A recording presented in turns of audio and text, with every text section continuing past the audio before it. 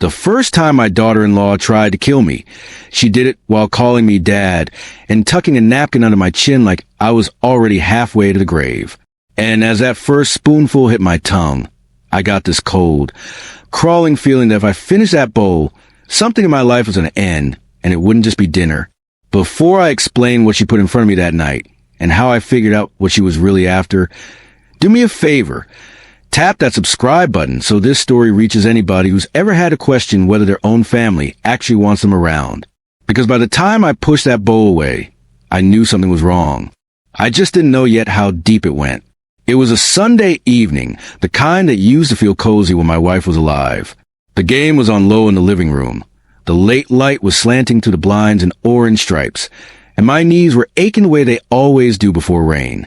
I'm 72, a widower, a retired machinist, and up until that night, I honestly believed the worst thing life had left for me was taking too many pills out of one of those plastic day-of-the-week boxes. Brooke, my son's wife, was at the stove, humming to herself while she ladled soup into a bowl. The smell of chicken and herbs drifted through the kitchen, familiar and comforting. She'd been coming by more often since my wife passed, insisting I shouldn't be alone all the time.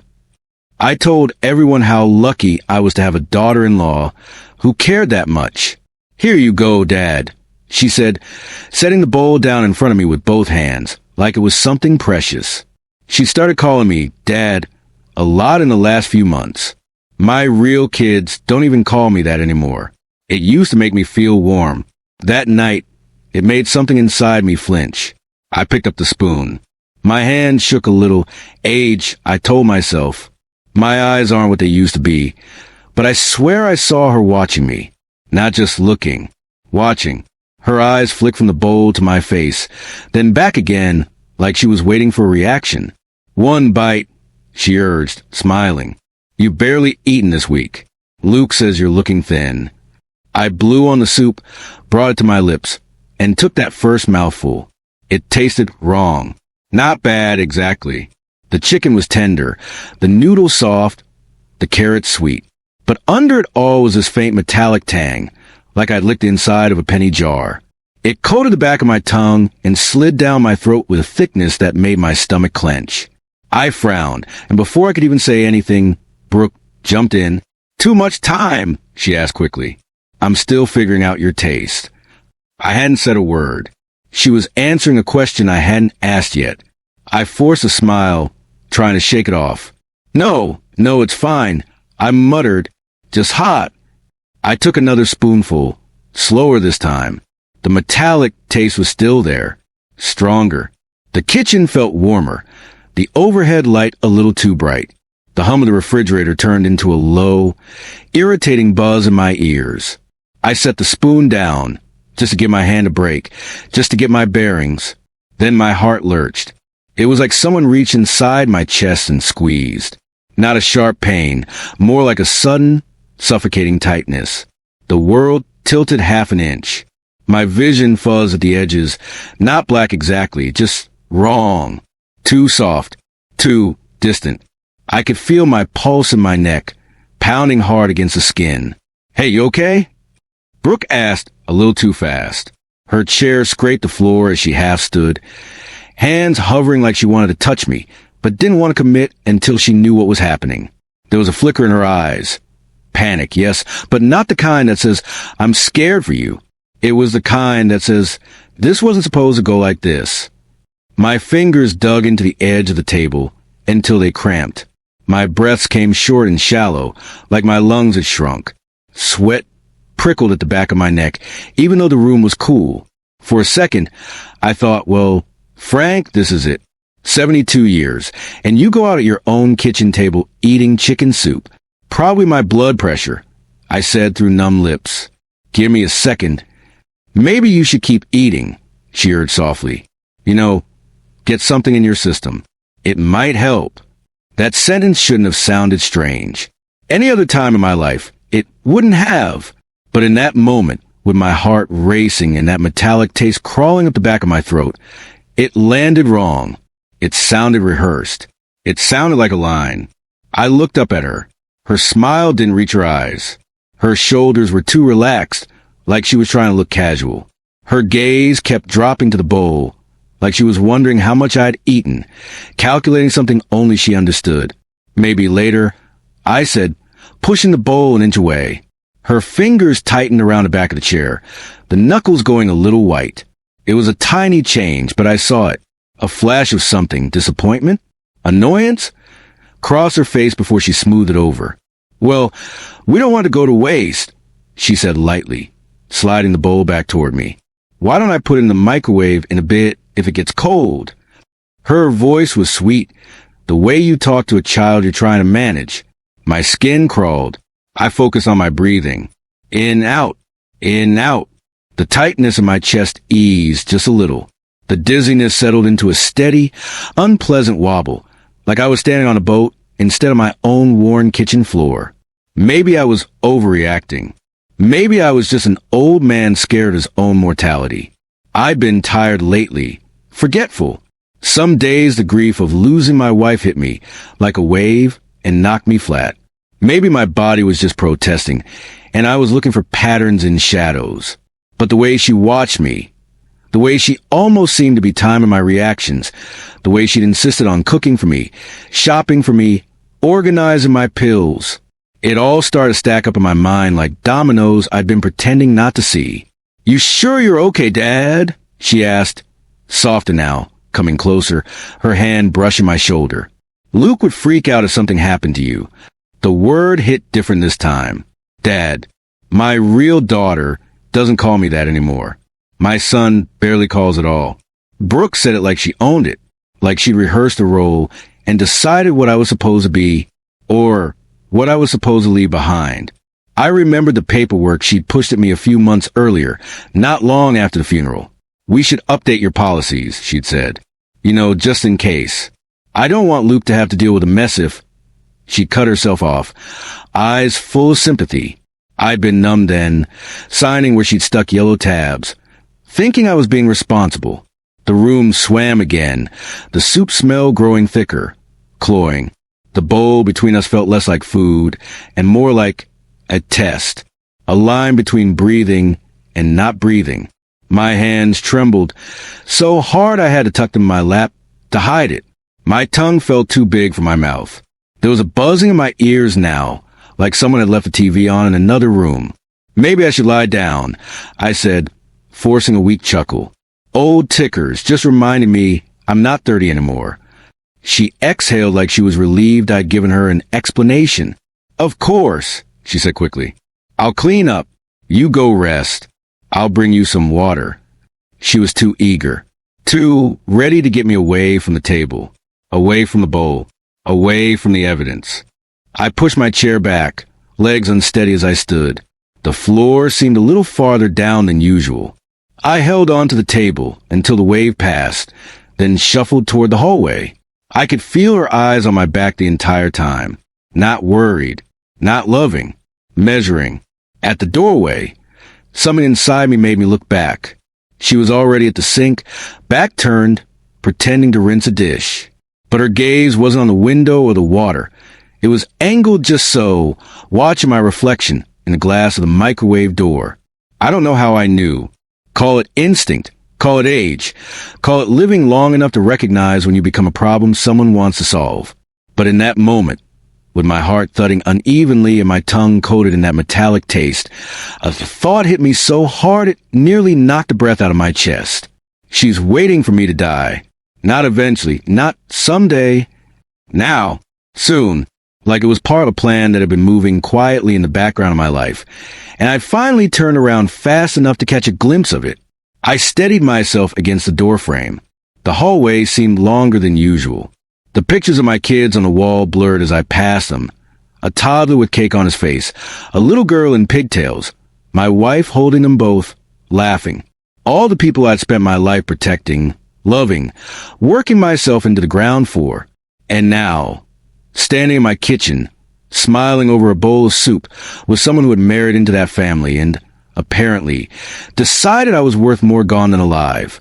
In my bedroom, I sat on the edge of the bed and buried my face in my hands. My fingers were cold, my palms damp. My heart stuttered against my ribs, then found a shaky rhythm. I listened to the soft clink of dishes from down the hall, the running water, the cabinet doors opening and closing. The more I tried to tell myself I was being paranoid, the heavier the dread sat in my stomach. Because if it was nothing, if it was just my age, my grief, my imagination, why did her smile feel like a mask? Why had she rushed to explain the taste of the soup before I even mentioned it? Why did she seem disappointed when I stopped eating? And why did thinking about that insurance paperwork make my skin crawl? There was something under all of this. Under the soup, the sudden visits, the organize of my meds, the dad and the sad eyes and the you shouldn't be alone so much. Something layered. Like there was a story she'd been telling everyone, including herself, and I just stumbled onto the part where I wasn't supposed to see behind the curtain. I sat there, breathing shallowly, feeling my heart slowly calm down, and thought about my son, about how tired he always sounded on the phone, about how much he trusted her, about how grateful he'd said he was that she looked after me when he couldn't.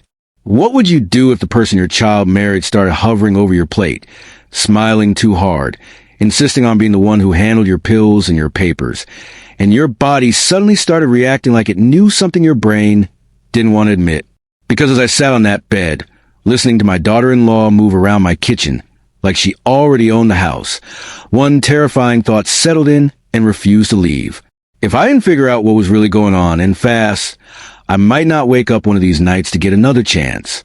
But that was before I saw what she'd really done with my life insurance. And before the trap I set turned everything upside down. I didn't sleep that night. I lay there on top of the covers, my back propped against a pillow, listening to every sound in the house. The refrigerator clicking on, the heater humming, a car passing outside. And beneath it all, the soft, restless footsteps of my daughter-in-law moving through my kitchen hours after she should have gone home. What was she doing? The clock on my nightstand glowed 1:14 a.m. My heart thudded in my ears. I could hear her opening drawers, slowly, quietly, like someone trying not to wake a person they hoped wouldn't wake at all. Finally, around 2 in the morning, I heard the front door click shut. Only then did I let myself breathe. When the sun crept through the blinds the next day, I felt like I'd aged 10 more years overnight. My knees cracked louder than usual when I stood up. My back screamed, but none of it felt like regular old man aches. It felt like the tension had woven itself into every bone. I shuffled into the kitchen, half expecting the bowl to still be there waiting for me like a threat. But the counter was spotless, not a trace. She cleaned everything. Too well. And then I saw it. My pill organizer, supposed to sit by the outlet on the counter, wasn't in its usual place.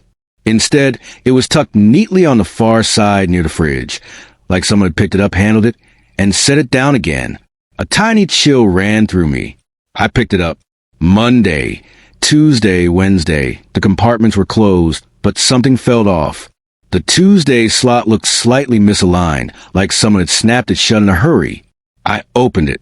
My pills were there, blood pressure, vitamin D, cholesterol, but there was an extra tablet, smaller and white, one I didn't recognize. I closed it slowly. My hands trembled. That's when the front door opened. "Dad? You up?" Her voice floated to the hallway, like nothing had happened. Like she hadn't hovered over me last night, with a bowl of poison, and intentions disguised as care. I straightened my back the best I could and turned as she entered the kitchen, dressed in that tidy way she always is when she wants to impress someone. Hair in a neat ponytail, smile bright enough to blind you, outfit casual but planned. "Morning," I said, forcing the word out through throat that felt too tight. I figured I'd stop by before work. She hung her purse on the chair, moving around the kitchen with the easy familiarity of someone who thinks they belong anywhere they walk. "You scared me last night. You really didn't look well." Her tone was syrup sweet, but her eyes were scanning me. My posture, my color, whether I looked weaker today than yesterday. It was like being inspected by a predator pretending to be a pet. "I'm fine. I lied." "You sure?" She stepped closer, reaching for my arm. "Let me check your pulse." I pulled away, not violently, not enough to make her suspicious, but enough to show I wasn't comfortable. Her hand hovered midair, then she gave a little laugh and let it drop. "You old men get so stubborn," she teased. Come on, sit. I brought muffins. She pulled a bakery box from her bag, placing it on the table with a flourish. The sweet smell filled the room, but it didn't comfort me. It made my stomach twist. I watched her as she opened the box. Too quickly, too practiced, like she had done this 1,000 times in her head. Her fingers brushed across the tops of the muffins, like she was choosing which one I'd pick. Then she slid one toward me, nudging it just close enough that I'd have to reach for it. Blueberry, she said gently. Your favorite. My breath caught. My late wife used to bake blueberry muffins every Sunday morning. She was the only person who ever remembered that detail about me. But Brooke, she wasn't sentimental.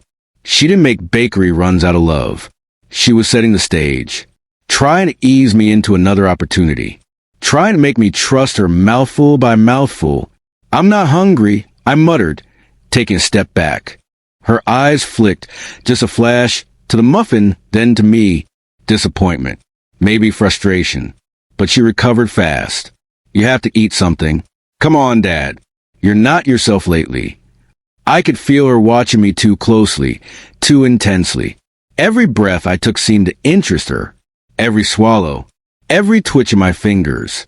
The tension twisted tighter between us. I'll eat later, I said. You said that about dinner yesterday.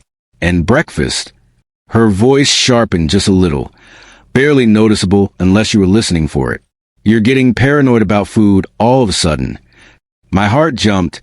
She said it too casually, like she was trying to plant the idea. Plant doubt. Gaslight me into thinking the fear was in my head, not in her hands. Old age does things to the mind, she added softly. Especially after losing someone. Maybe we should talk to your doctor. A cold chill crawled up my spine. There it was. A hint. A plan. A direction. If she could convince everyone that I was confused, forgetful, anxious, maybe even slipping mentally, then anything I said later wouldn't matter. She was isolating me before I even realized she was doing it. I don't need a doctor, I said, my voice harsher than I meant it to be. She blinked, then softened her features again. Okay, I'm just worried. She touched my shoulder again, gentle, sympathetic. You know I'm here to take care of you. My skin crawled beneath her hand, because it didn't feel like care. It felt like someone steadying a piece on a chessboard. She lingered a second too long, then stepped away, grabbing her purse. I'll check on you tonight, she said. Text me if you feel dizzy again. She headed toward the door, her heels clicking quietly. But then, just as she reached the threshold, she paused. She turned back, her eyes locked onto mine, her smile soft but her gaze assessing, calculating. Make sure you eat something, she said. You need your strength. The way she said it made the hair rise on the back of my neck. The door closed behind her. The kitchen went dead silent. My breath felt too loud in the empty room. I collapsed into the chair, staring at the muffin like it was a ticking bomb. The pill organizer sat beside it, the strange white tablet glaring up at me like a warning. My chest tight, my hand shaking, my heart pounding. I realized I was outmatched. I was old, slower. My memory wasn't as sharp as it used to be, and she was counting on that. Counting on me doubting myself. Counting on me trusting the woman who'd marched into my life with smiles and casseroles. I rubbed my face with both hands, then looked at the pill box again. My breath caught. What if I hadn't noticed? What if yesterday's soup had been a little stronger? What if I had taken the pills this morning without looking? I suddenly felt very, very alone. That was a moment, right there, sitting in my kitchen with fear buzzing my veins, when I knew I couldn't face this alone. I spent the rest of that morning sitting at my kitchen table, staring at the muffin and the pill organizer like they were two landmines someone had casually dropped in front of me. The house felt too quiet, that uncomfortable kind of silence that makes every small sound feel threatening. My clock ticked loud enough to echo. Even the refrigerator's hum sounded suspicious, like it was judging me for being slow to notice what was right in front of my face.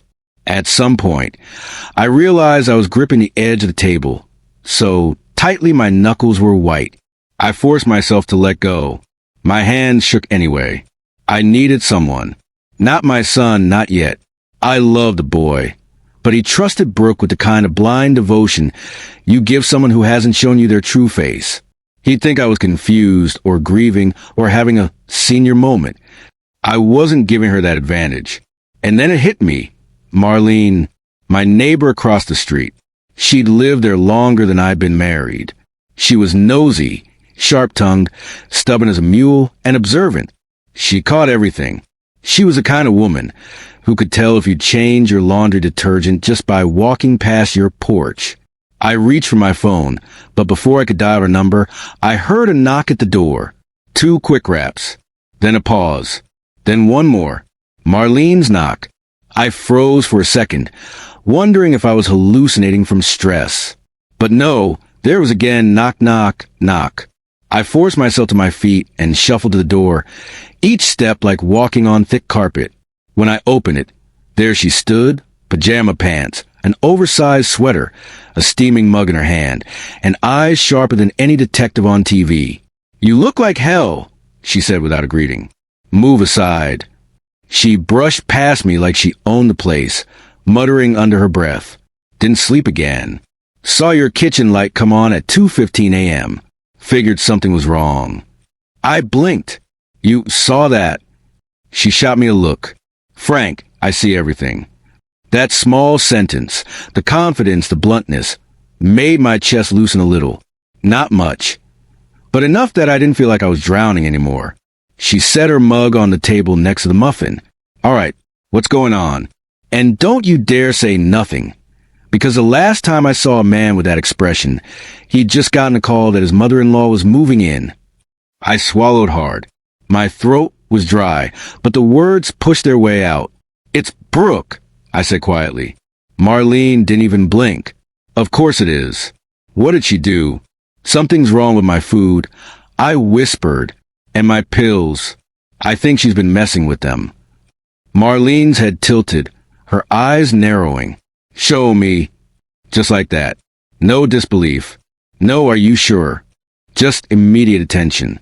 I led her to the counter and handed her the pill organizer. She opened the compartments one by one, her mouth tightening when she reached Tuesday. She held up the unfamiliar pill between 2 fingers. "This isn't yours." "No," I said, voice shaking. "I don't even know what it is." She set it down like it was a piece of evidence. Then she walked to the trash can, popped the lid, and peered inside. She sifted through with a tissue until she found the edges of last night's takeout container and the paper towel I'd used. "Your soup bowl's not here," she muttered. "She washed it," I said. "Scrubbed everything. Even the sponge looked new this morning." Marlene let out a humorless huff. She's covering her tracks. She looked around my kitchen like she was building a mental map. Then she moved with purpose, straight to the drawer where I kept my mail and important papers. She didn't rummage. She searched. Methodical, efficient. "Didn't you say she had you sign some paperwork a while back?" she asked. "Yeah," I murmured. "Insurance stuff. She said it would make things easier for Luke if anything happened to me." Marlene gave me a look that translated to, "And you believe that?" But she didn't say it aloud. Instead, she pulled out the thick envelope containing my updated insurance documents. She opened it carefully, smoothing it out on the table. Her eyes scanned the pages with laser focus. Then her fingers stopped, right on the signature line. "Frank," she said slowly, "did you sign this?" I leaned over and squinted at the page. The signature looked like mine. Hell, at first glance, I would have sworn it was mine. But the longer I stared, the more wrong it felt. The loops were cleaner, the letters more spaced. My hand cramped these days. I couldn't make lines that smooth if you paid me. "No," I whispered. I didn't sign that." Marlene's lips pressed into a thin line. "I didn't think so." She flipped to the beneficiary section and jabbed her finger at the text. "Guess who gets everything if you drop dead?" A cold wave washed over me. "Brooke," I said. "Bingo." My hands trembled so violently I had to rest them on my knees. Everything clicked then. Not just the soup, not just the pills, not just her hovering like a shadow. She'd been planning this for months. Waiting, watching, setting the stage. Marlene wasn't finished. She scanned another page, squinting. This was notarized. When, about 3 months ago, I said, right after my wife. My voice broke. My chest tightened. Marlene softened a little. She put a hand on my shoulder, not gently, but firmly, the way someone steadies a wobbly chair. She took advantage of you when you were grieving, she said. That's what predators do. I swallowed hard. What do we do? I asked. Marlene's eyes sharpened. That woman was made for battle. First, we document everything. Then we get proof. Proof? I echoed. She nodded, already marching to the kitchen like a general surveying a battlefield. Poisoners make mistakes, she said. Even smart ones. Especially ones who think the old man won't notice. She opened cabinets, checked containers, examined the spices, the honey, the sugar, the tea bags. She held each one up to the light, as if the truth might glow through the boxes. Nothing. For a second, fear squeezed my chest again. But then, Frank, she said suddenly, come here, slowly.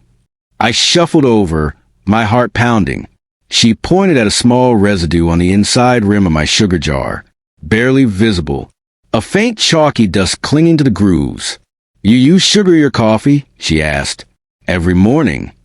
She dipped a dry finger very lightly in the residue, then rubbed it between her fingertips. Her eyebrows shot up. This isn't just sugar, she whispered. My stomach twisted. Then what is it? I don't know yet, she said, but I know someone who will. She pulled her phone from her sweater pocket. We're taking this to my nephew. He works in a lab downtown. Knows how to test this kind of stuff. Before I could answer, before I could even process what she was suggesting, the doorknob rattled, then turned. Marlene and I froze. The door swung open, and there she was, Brooke. Her smile froze when she saw Marlene. Her eyes flicked to the sugar jar, then to the pill organizer, then to the document spread across the table. And for the first time since I'd known her, her face cracked, just for half a second, into something cold, sharp, and utterly unmasked. The air between us went still. Then she smiled again. Too wide. Too quick. Wow, she said softly. Looks like I came at the wrong time. And that's when the situation exploded. She didn't act surprised. She acted rehearsed. The smile she wore when she stepped through my kitchen door was all teeth and diplomacy, the kind you see on a politician or a salesperson who's practiced how to look sympathetic under every circumstance. But the second the threshold closed behind her, the way she tilted her head and set her purse down with that calm precision, like a conductor signaling the next movement, I felt the room shrink. Marlene was still holding the sugar jar like an accusation. I could see the gears in Brooke's head whirring. Assess, adjust, respond. Her eyes slid from the jar to the insurance documents to the pill box, then back to my face. For a second there was that flash of something bitter, like disappointment at a ruined plan, but she snapped it away before it showed. Oh, Marlene, she cooed, like an old friend dropping by. What a surprise. I didn't expect you so early. Marlene didn't soften. You got some nerve showing up here like nothing's up, Brooke. Brooke's smile thinned just a hair. Frank and I were we were just going over your meds. I stopped by is what family does. You were with him at 2 a.m, Marlene said bluntly. I saw his light on. Brooke's breath hitched. A small, controlled thing. I must have left something here. I came back to get it.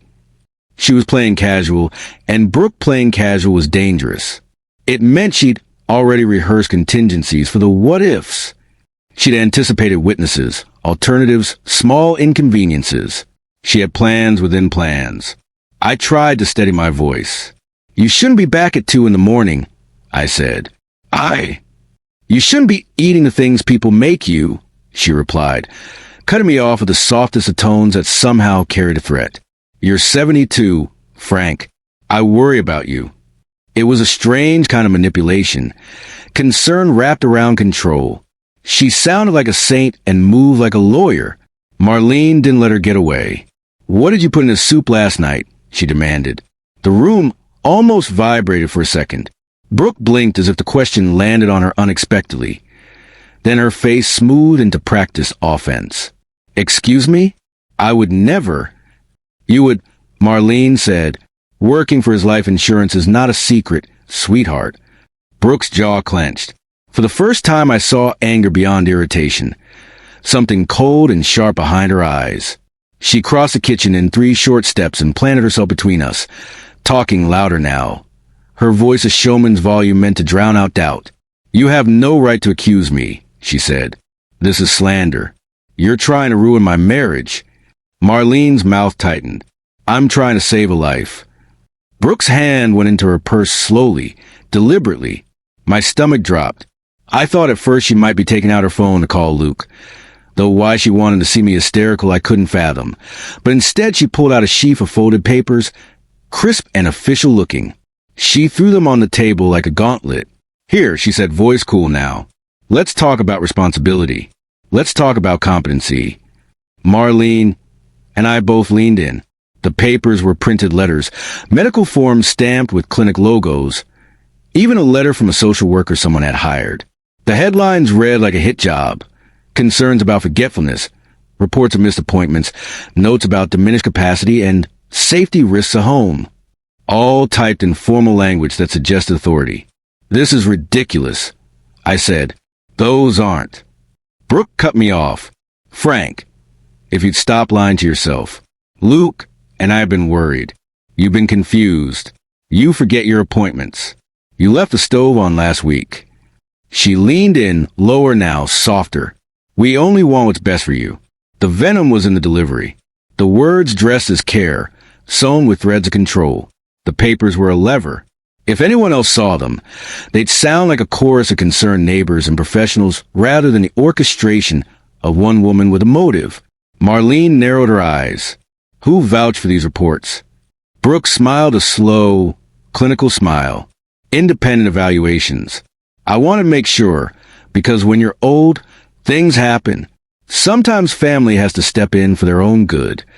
She folded the papers back together and slid them toward me with the soft authority of someone placing an order.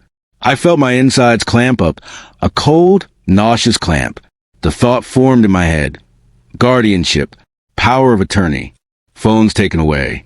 My name signed on forms by someone else. "It's malicious," I said. "You're manufacturing evidence." She sighed, theatrically wounded. "Frank, I'm trying to protect you." She stood and straightened, only then revealing a second presence. A card slid out from the fold of the papers and laid face up on the table, an attorney's business card. The name was unfamiliar. Her hand rested over it like a queen covering a pawn. "If you're worried about litigation," she said softly, "I've already spoken to Mr. Ellison. He thinks it's best we file for a temporary guardianship, so we can make sure you're safe. He's been through this before. We can get a doctor to sign off. It's standard." Hearing a lawyer's name made everything feel like it had wheels. Lawyers move things. They push documents and deadlines and court orders. In a whisper, guardianship turned into real threat.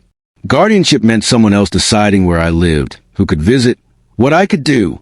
It meant my voice could be ignored like white noise. Marlene's fists clenched. "You can't just come in here with that, and—" "I can and I will," Brooke interrupted. "If that's what it takes to keep you alive." She closed her eyes for a beat, as if to summon pity. When she opened them, she used it. Full force. I tried to speak, tried to tell Luke, tried to say the name of the doctor who knew me, to cite appointments, and the fact that I'd been nowhere near anyone who'd given those reports. But Brooke had laid her trap well.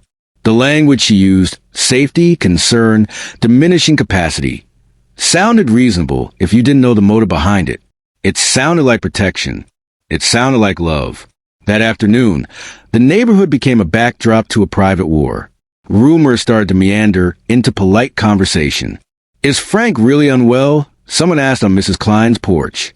Brooke looked pale the other day, so worried. The whispers were subtle and contagious.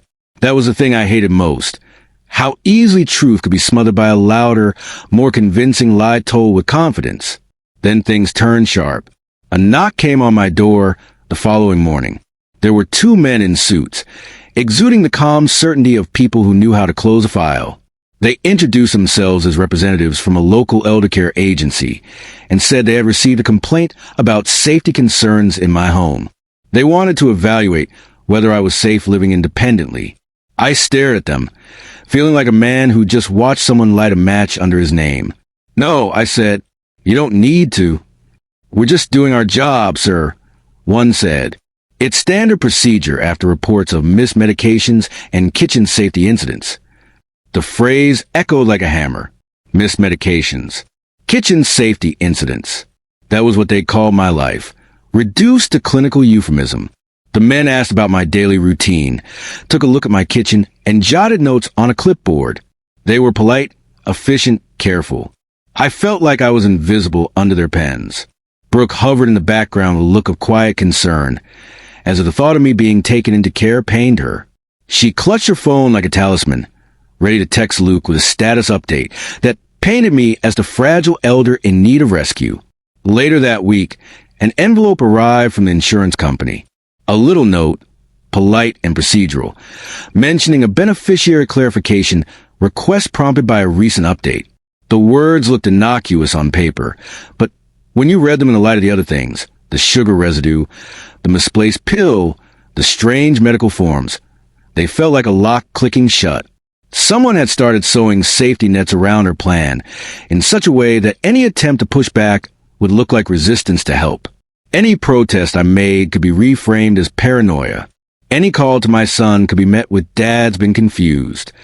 Any attempt to go to the police might be met with "There's no evidence, sir. We can't hold someone on speculation." I was being cornered not with fists, but with institutions, doctors, lawyers, social workers, forms that all wore the same face: authority. And authority, once moved by momentum, is a freight train. I started to understand something chilling and cold and very methodical. This wasn't just a family spat. It wasn't even just greed dressed up as caregiving. It was a plan that used trust as currency and institutions as instruments. That's when I realized this wasn't just personal. It was planned. The moment I realized it was planned, really planned, all the way down to paperwork and social worker notes and insurance forms, it felt like my lungs stopped working. It wasn't just betrayal anymore. It wasn't even fear. It was a cold, awful certainty you get when you've been shoved into someone else's narrative, and they've already written your ending for you. I sat alone in my living room that night, the shadows long across the carpet, the streetlight outside flickering like it was struggling to stay awake. The TV was on but muted. I'd forgotten to turn the volume up. Or maybe I didn't want the noise. My thoughts were loud enough. I kept replaying the events of the last few days.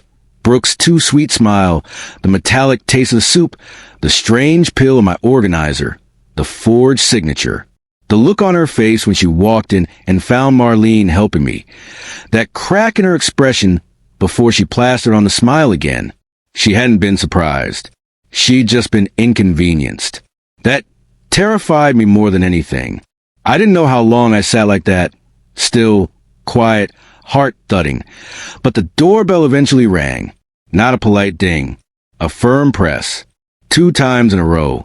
I winced. Brooke was the only person who rang like that.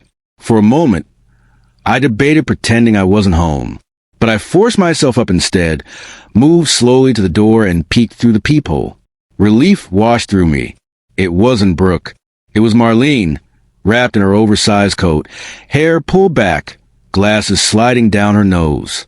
And she was holding a plastic evidence bag. I unlocked the door quickly. She stepped inside without waiting for an invitation. "We need to talk," she said, her voice low but urgent. "Close the blinds." I did.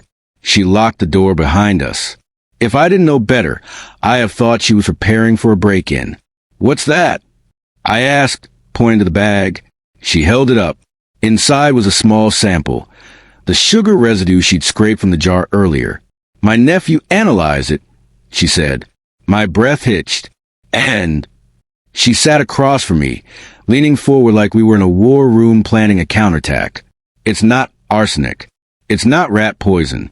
It's not any of the obvious household toxins. That would have been too easy to detect. I swallowed hard, my mouth suddenly dry.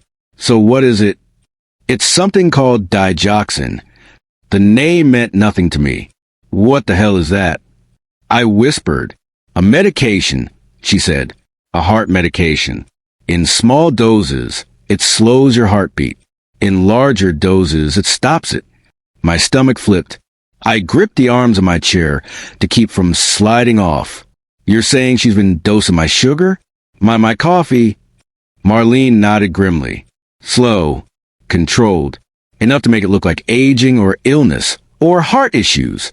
Enough to justify medical reports, guardianship, insurance claims. My heart stuttered, the irony sickening. She's trying to kill me slowly. I said. No. Marlene replied, her voice tightening. She's trying to kill you quietly. Two very different things. I closed my eyes. A tremor went through me. Images flashed. My wife on her last night in the hospital, the beep of machines, the warmth fading from the room. I remembered Brooke standing there, hand on my son's back, whispering condolences. Not even then, not even when grief was raw enough to scrape skin, did I sense what she was capable of. When I opened my eyes again, Marlene wasn't watching me with pity. She was watching me with something much stronger, determination. We're not done, she said. Look. She reached into her coat pocket and pulled out another envelope, thicker, heavier. She dumped its contents across my coffee table. Printouts, photos, highlighted documents. Some of the pages were ones I vaguely remembered signing months ago. Others I had never seen before in my life. Your insurance, Marlene said, flipping to a page with a large signature. This isn't your handwriting. Not even close. And the notary's stamp, date, doesn't match the day she told you signed. I leaned in. She was right. The date was 2 weeks before I'd even seen the forms. She forged my signature. I murmured. More than once, Marlene corrected. She pointed to a series of log call records Brooke had printed. Calls supposedly made on my behalf to the insurance company, to legal offices, even to the elder care agency. Calls I never made. Calls I never authorized. She was building a foundation, Marlene said. A paper trail that says you're confused. That she takes care of you. That she's a reliable one. My pulse kicked up, pounding in my ears. And look at this, she added, passing me a printout of an email chain. The sender was Brooke using her work email. The recipient was the lawyer whose business card she'd left on my table. The subject line, documentation needed to initiate guardianship. My hands shook so badly the paper rustled. She was already filing paperwork. I croaked. She was preparing, Marlene said, maybe waiting for a hospital incident, a fainting spell, a fall, something she could attribute to your declining health. And once guardianship was in place, she'd have control over your medication box, your meals, your property, your house. My house, I echoed. The words felt like a punch. Marlene nodded. She'd sell it. She already asked her real estate friend for an appraisal. I found the text messages. I stared at her. How did you get text messages? I whispered. She shrugged. Her Bluetooth connects automatically to her car. Her car sits outside your house. Anyone with eyes can see her notifications through the windshield. I stared at her for a beat, then let out a shaking laugh. Half disbelief, half gratitude. You're something else, Marlene. She didn't smile. No, Frank. She's something else. I leaned back, letting everything settle in, a mosaic of betrayal forming into something unbearably heavy. So what now? I asked, we take this to the police? Not yet. My chest tightened. Why not? Because right now, Marlene said carefully, this is circumstantial. You have suspicious residue. Forged signatures you can't prove she wrote. Medical forms that could have come from anywhere. My shoulders sagged. Then what do? We get proof, she repeated. Real proof. The kind no lawyer can twist, no judge can ignore, no insurance company can dismiss.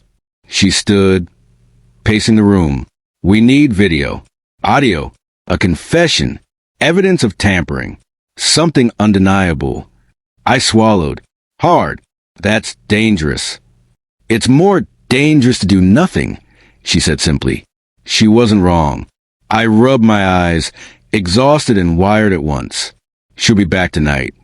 Good. I blinked. Good. Marlene leaned in close, her voice low but burning with resolve, because that means we still have time to catch her in the act. She reached into her bag again and pulled out a small device, a tiny camera with adhesive backing. My nephew lent me this, she said. Motion activated. Audio. Night vision. Perfectly legal since it's your home. I stared at it like it was a weapon, because in a way it was. We'll hide it in your kitchen, she continued. Somewhere she won't check. We'll record everything. Fear coursed through me like electricity. She could kill me before we get proof. Not if you don't eat or drink anything she touches, Marlene said matter-of-factly. And starting today, you answer the door only if it's me. I exhaled shakily. You really believe she's capable of all of this? Marlene didn't hesitate for a second. I believe you, she said. And that's enough. The words nearly broke me. Not because she said them loudly, but because no one else had. We spent the next hour preparing, checking camera angles, testing audio, planting the device behind a decorative jar on the counter. Marlene scrubbed the areas Brooke usually touched, making sure any new residue would stand out. By the time she left, the sun had dipped low, painting my living room in a dim amber glow. The quiet in the house felt different now, not empty, but loaded, charged. The air itself seemed to hold its breath. I sat in my recliner, waiting for the inevitable knock. My stomach twisted. My hands wouldn't stay still. I kept glancing at the hidden camera, praying it would work, praying we wouldn't need it, praying we would. It felt like hours passed before the sound came. 2 knocks. Soft. Then one more. Brooke's knock. My chest tightened. My pulse hammered. She stepped inside holding a casserole dish, steam rising from the foil, her smile perfectly placed. Hi, Dad, she said sweetly. I made your favorite. Something in her voice sent a cold shiver down my spine. Because tonight wasn't just another night. Tonight, the trap was set. And Brooke had no idea she was walking straight into it. But nothing prepared me for what I discovered next. Brooke stepped into my kitchen with the quiet confidence of someone who believed she had already won. The foil-covered casserole dish steamed in her hands, filling the room with the smell of baked cheese and herbs. Comfort food. Warm. Homey. Innocent. A perfect weapon. If you needed one that wouldn't leave marks. Thought you might like something hearty, she said, voice soft enough to pass for caring if I hadn't already seen the mask slip. Her footsteps were light across the linoleum, graceful, practiced. She moved through my kitchen like she had every right to be there. My heart raced so hard I thought she might hear it, but I forced a smile. I had to. I needed her calm, predictable, operating under the illusion that nothing in her plan had gone wrong. That's nice of you, I said, my throat dry. She set the dish on the counter, right in front of the hidden camera Marlene had planted.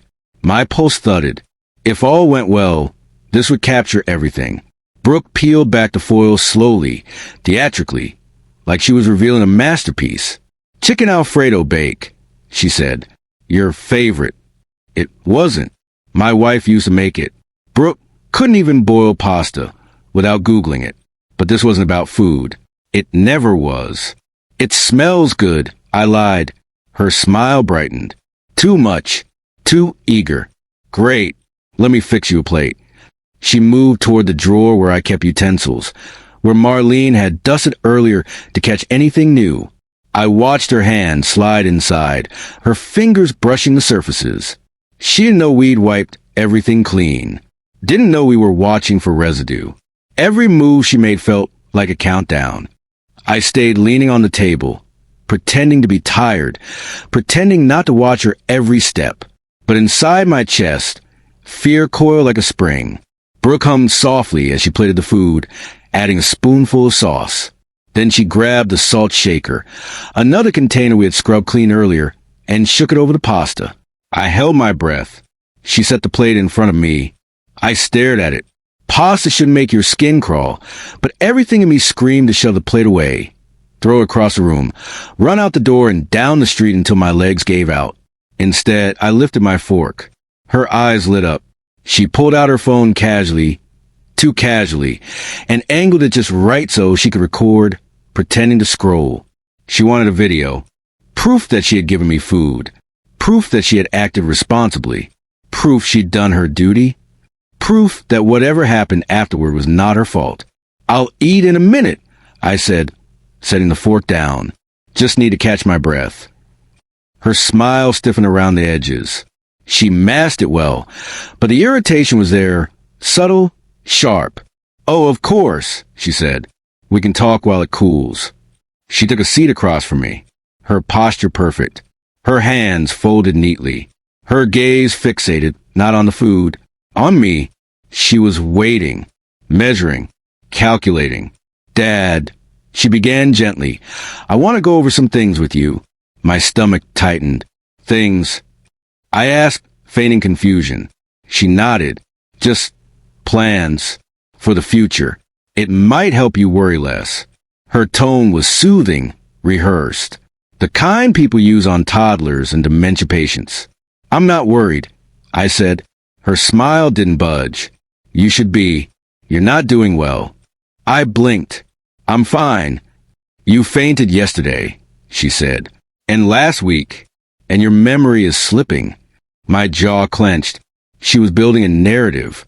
Stacking bricks around me to build a cage, she planned to lock me inside. I didn't faint, I said. I was dizzy. Because you're not taking your medication properly, she countered quickly. A cold chill ran across my skin. I take my medication just fine. Her smile froze, just a hairline crack in the porcelain. That's not what your doctor said. My doctor? She interrupted. Yes, the one I emailed. The one who agreed you should be monitored. The one who said you're not eating enough, forgetting doses, confused about instructions. I stared at her. I never told him that. I said, I did, she replied softly, because someone had to. My heart pounded hard enough to shake my ribs. If she had written to my doctor claiming I was confused, he might already be convinced. If she had set up a paper trail, I might already be considered mentally compromised. And if she had started the guardianship process. I swallowed, my throat tight. She leaned forward. I found your old insurance statements, she said. The outdated ones. The ones that don't match the new documents. My stomach twisted. She knew we'd found something. She was probing, testing whether I knew the truth. I think it's time, she said carefully, that someone responsible helps handle things. Your finances, your medications, your meals, your safety. Her voice dropped lower, before things get worse. My palms went cold. I don't need help, I said through clenched teeth.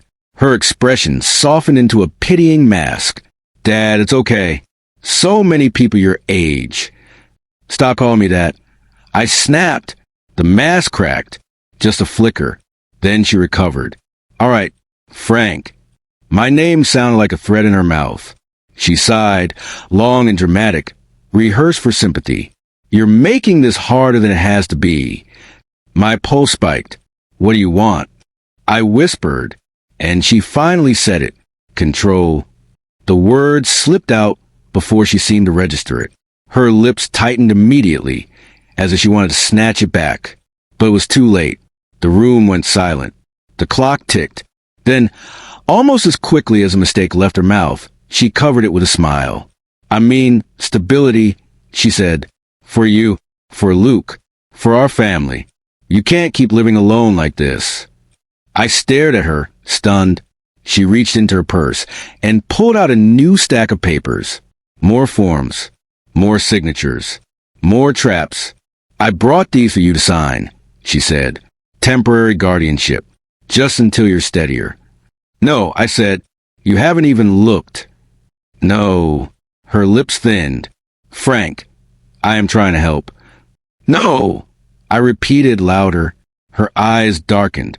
She exhaled slowly, setting the papers down with a soft slap. Then she stood. Her entire posture changed, the helpful daughter-in-law evaporating like mist. In her place was someone cold, calculating, tired pretending. "You've been talking to someone," she said quietly. My blood ran cold. She wasn't asking. She already knew. She stepped closer, slow, deliberate. "You think I don't notice things? You think I didn't see your blinds closed earlier? Or that someone wiped the counters differently? Or that you've been avoiding the door like you're afraid of me?" Each step tightened the air around me. "I know you're scared," she whispered, "and that's okay. Fear makes people irrational." She leaned down, close enough that I could smell her perfume. Floral, clean, too sweet. "Eventually," she murmured, "you'll see that I'm the only one who knows what's good for you." A chill ripped down my spine.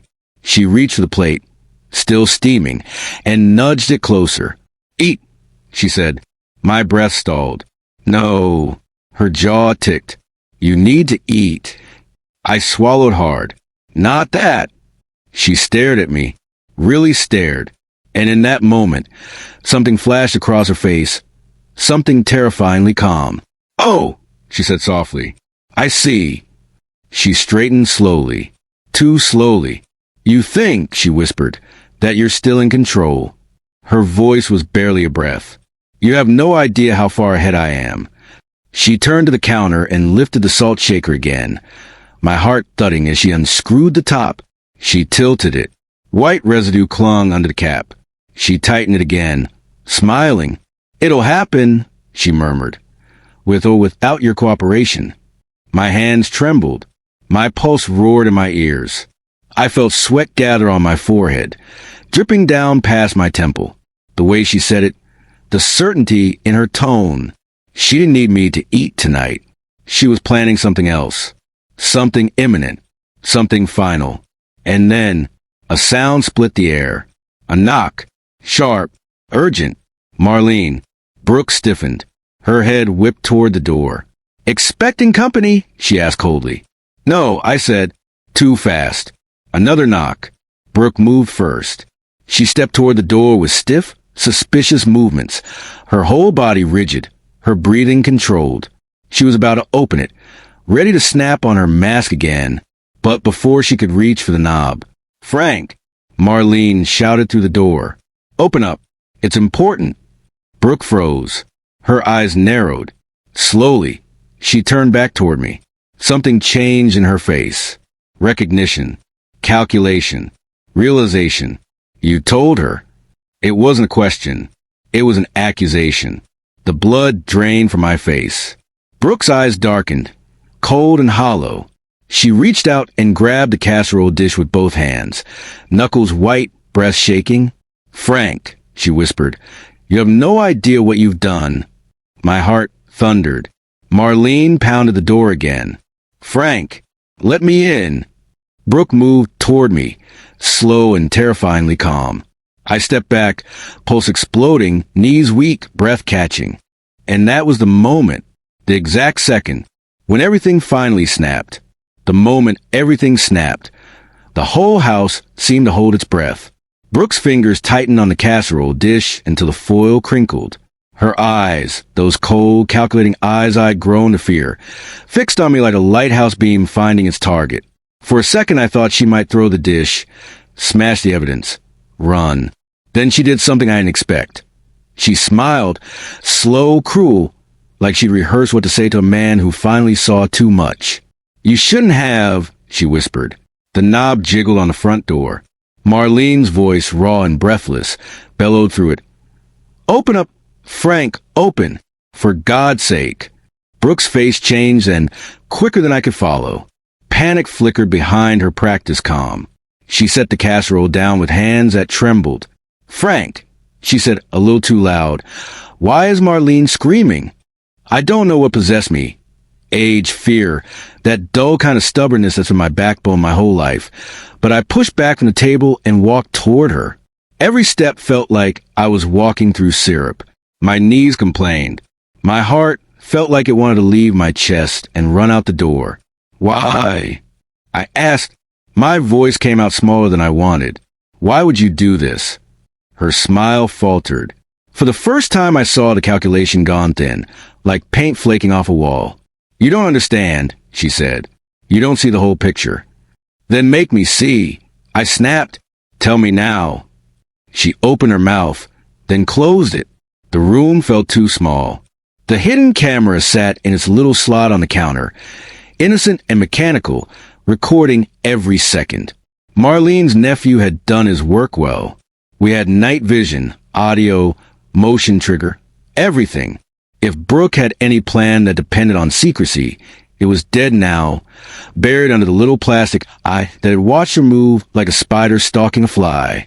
The knock sounded again, louder this time. A rapid thud. Someone on the porch. Then another voice, male, calm but firm. "Police! Open the door!" Brooke's shoulders tensed. She took 3 fast steps to the window and peered, then backed away as if the sight of officers was a physical blow. She heard the footsteps on the porch. The command repeated. Her hands shook. The casserole slipped in one hand and crashed to the floor, the foil scattering like spent armor. Warm sauce ran across the linoleum. The front door burst inward. 2 uniformed officers, not the gentle caseworkers Brooke had lined up, but real police, filled the doorway. Behind them strode Marlene triumphant, and another figure, my son Luke. Luke looked like someone had pulled the rug from under him. He'd run over when Marlene called him. I'd heard his car pull up. He was in his work jacket. Hair flattened from the speed of his drive. His eyes darted between Brooke and me like a man trying to reconcile 2 opposing facts at once. "What the hell is going on?" he demanded. Brooke started talking fast, too fast. Stories tumbling out, trying to shape the scene. "Frank's been off. We were just talking about getting help. I called someone because I worried." Her words were stitches trying to patch a hole that was already gaping. "Step away from him, ma'am." One of the officers said quietly, "Sir, are you okay?" I looked at Luke. My boy, my son, who'd always been the easy kind of man, always trusting, always hopeful, was staring like someone who'd been betrayed. Pain tore across his face. Marlene handed the officer a manila envelope. The officer opened it and pulled out a flash drive, then a stack of printouts. Photos of the sugar residue analysis, the email chains of the lawyer, copies of forged signatures, and a printout labeled video evidence. He glanced down, then met my eyes. "We'll need to view this in the station," he said. "But right now we have reason to investigate." "Is she under arrest?" Marlene asked, not hiding her hope. "For now," the officer replied. "We'll detain and question. We'll work with the DA if there's enough to charge." The word detain felt like light breaking through the murk. I let out a breath I hadn't realized I'd been holding for days. Brooke's face went bone white. Her eyes flew to Luke, who was frozen, paling as he read the papers the officer held. He looked at her, then at me, then at Marlene. "Brooke, what is this?" His voice was small. His trust felt like fragile glass under the heel of what we'd found. Brooke's back straightened like a puppet whose strings had been yanked. For the first time, she wasn't smooth. She was flayed. Her voice came out oddly small. "It isn't what you think. You put something in his... I started, and the words were a blade. You tried to kill me. For the insurance." She laughed then. A short, bitter thing. "You're delusional, Frank. You're sick. You're trying to make me look like a villain because you're afraid of losing control." Luke turned on her, the hurt and confusion combusting into anger. "Is this true?" he demanded. "Did you do this?" Brooke flailed, then stopped. For a beat, I thought she might break into tears, might beg, might say she was sorry. Instead, she did something worse.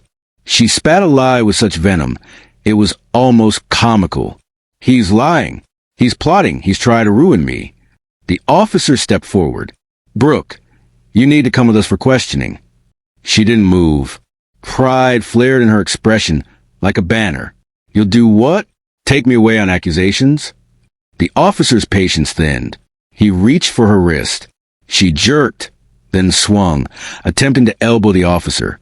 It was clumsy and desperate. The officer restrained her gently but firmly. She twisted away, screaming, and Luke shoved forward, trying to pull her back. "You're not taking my wife," he shouted, one of the worst lines I've ever heard in my own house. "Not my wife," I said through my teeth. "Not my wife." The officers read her rights. The world narrowed to the steady, clinical cadence of their words. Watching her cuff felt surreal, like I was seeing a movie about someone else's life. The empty casserole on the floor glistened with splatters that looked like blood in a cheap film noir, though nothing so dramatic had happened yet. They led her out. Her lipstick was smudged from the struggle. Her hair was falling loose. She glared at me as she passed, hate blazing so hot it felt like a slap.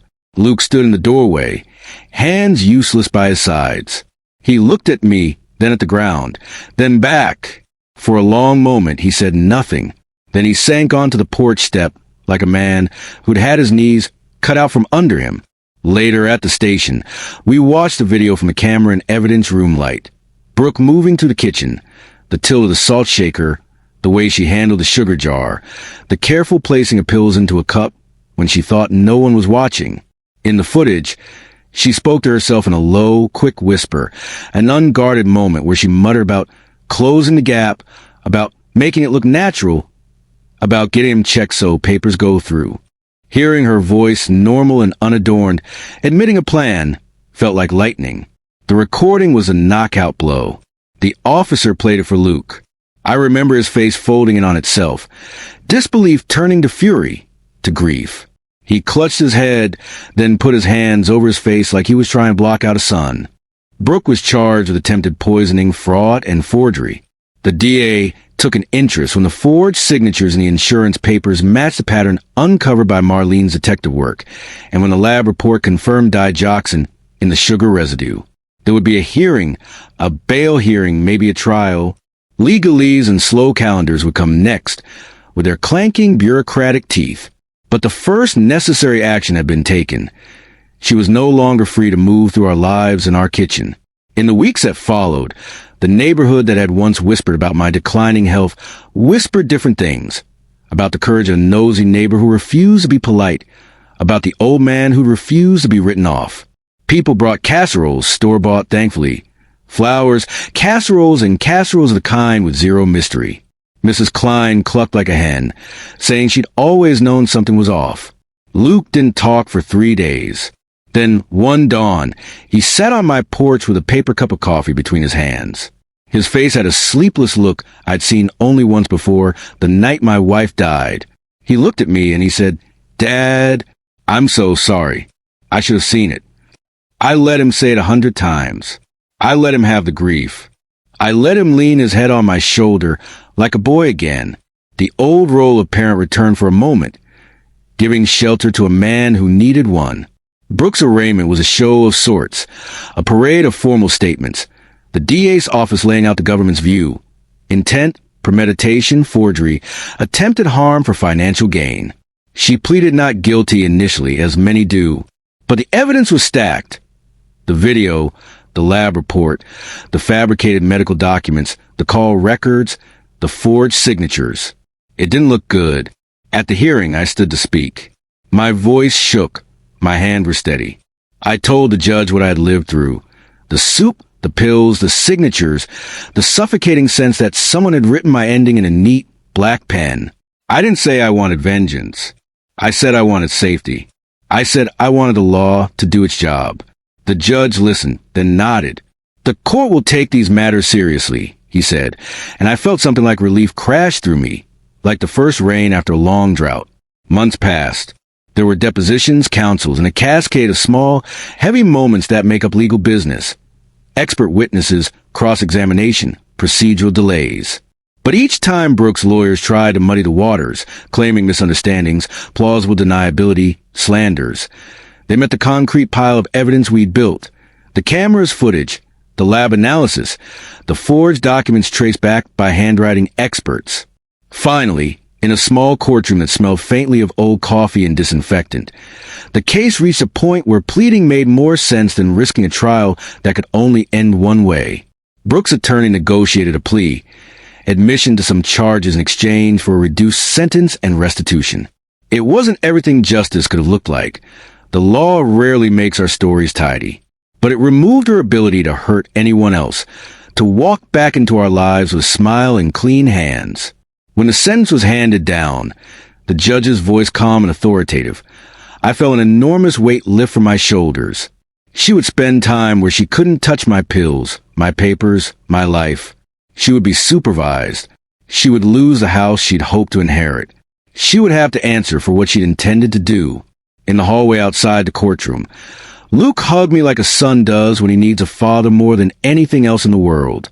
People nearby glanced over, some with sympathy, some with the distant curiosity of strangers who'd been following the story. I felt embarrassed and oddly proud. Embarrassed because my private life had been laid bare. Proud because I had refused to be erased. Later, that night, when the house was quiet, I stood in the kitchen where so much of it had happened and felt the silence in a new way. It wasn't an empty, predatory quiet anymore. It was a quiet that said I was safe, at least for now. The camera was gone. Evidence returned to the authorities. But its memory was still there, a small guardian that had watched and recorded and broken a plan that would have been invisible otherwise.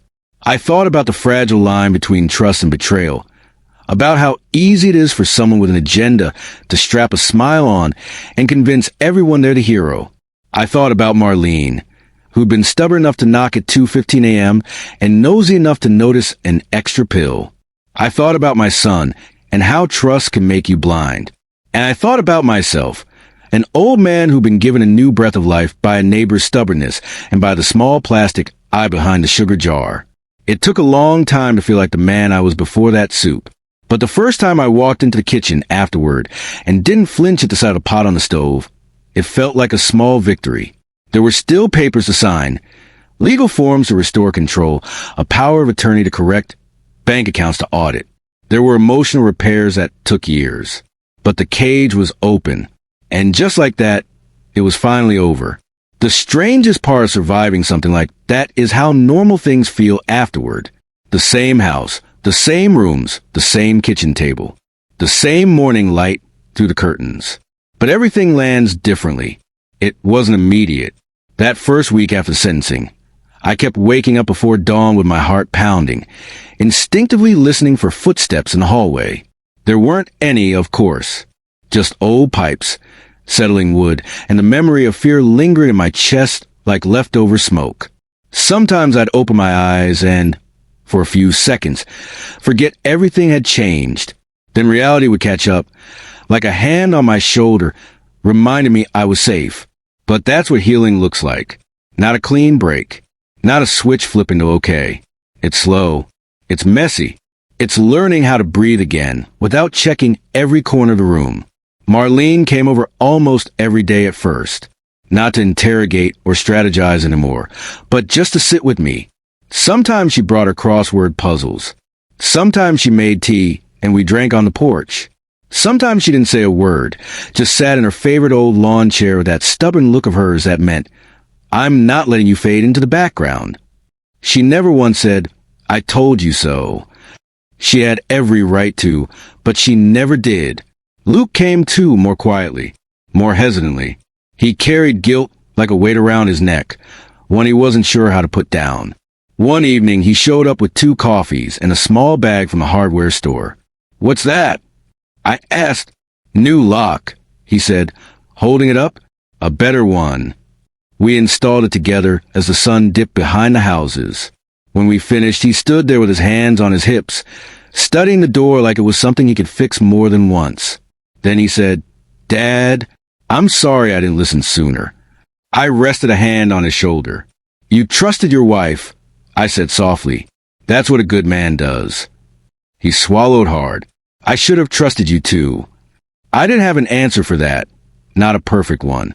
So I pulled him into a hug instead, and for the first time in a long time, I felt the solid comfort of being someone's father again, not someone's target. Little by little, life started feeling like mine again. I went back to my morning walks on the block, slow, stiff-legged, deliberate. The neighbors waved at me now with a different kind of respect. Word gets around, especially in quiet neighborhoods. More than one of them left baked goods or flowers on my porch, though I politely declined anything homemade for a good while. In time, the nightmare slowed. The tension in my shoulders eased. The sound of a knock on the door didn't send my heart racing. I reclaimed my house room by room. I fixed the loose cabinet door. I cleaned out the drawer Brooke used to rearrange. I threw out the old pill organizer and bought one that beeped at me like a needy little robot. I even started cooking again badly, but proudly. And I let myself grieve, not just for my wife, not just for the life I'd nearly lost, but for the version of my family that I thought would last forever. I'd always imagined growing old surrounded by people who loved me simply because I'd loved them first. Losing that illusion hurt. But gaining clarity, gaining safety, gaining the knowledge that I fought for my own life, that was its own kind of healing. One afternoon, months after everything settled, I sat on my porch with Marlene and Luke.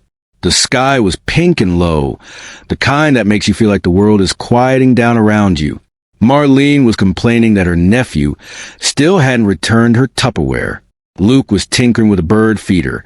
He insisted the squirrels were destroying on purpose. I watched them bicker and laugh, and something warm and heavy settled in my chest. I made it, despite everything. I made it. The fear didn't own me anymore. The shadows didn't feel alive anymore. The kitchen wasn't a battlefield anymore. Just a place where an old man could sit, sip coffee, and plan what he wanted the rest of his life to look like. And maybe that's all the closure anyone needs. Sometimes survival isn't a dramatic shout. Sometimes it's a quiet breath, a steady morning, a normal day that used to feel impossible. Sometimes it's simply being here, still here. And now, after everything, let me ask you, what would you have done in my place? Tell me in the comments where you're listening from. And thank you, truly, for staying with me through this whole story. If you want more stories like this, tap subscribe.